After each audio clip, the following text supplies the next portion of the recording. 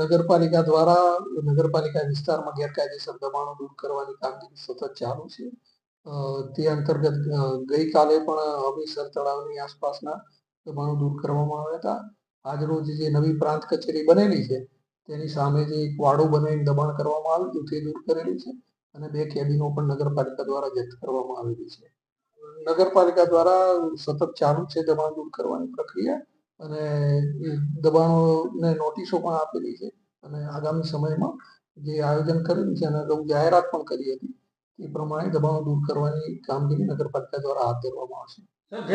દિવાળી પહેલા કલેક્ટર સાહેબના ચેરમેન સ્થાને એક મિટિંગનું આયોજન કરી નગરપાલિકાના પદાધિકારીઓ પણ તેમાં ઉપસ્થિત રહેલા અને તે અન્વયે નગરપાલિકા દ્વારા વિવિધ વિસ્તારોમાં દબાણ દૂર કરવાની કામગીરી હાથ ધરેલી હતી. પરંતુ દિવાળીના પ્રસંગને ધ્યાને રાખી નગરપાલિકાના પદાધિકારીઓ દ્વારા લોકોને કનડગત ના પહોંચે તે માટે તે દિવાળી બાદ આ કામગીરી હાથ ધરવા માટે લેખિતમાં અમને સૂચના મળી હતી એ ધ્યાને રાખી અને તે સમયે આ કામગીરી બંધ રાખવામાં આવી હતી.